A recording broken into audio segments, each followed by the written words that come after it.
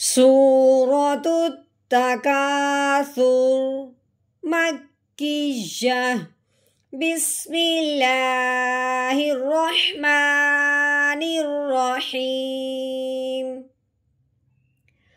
ألهاكم التكاثر حتى زرتم المقابر.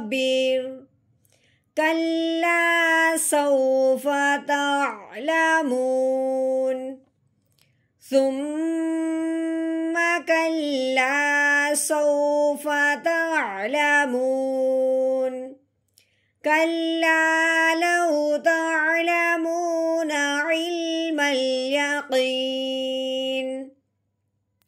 لترون الجحيم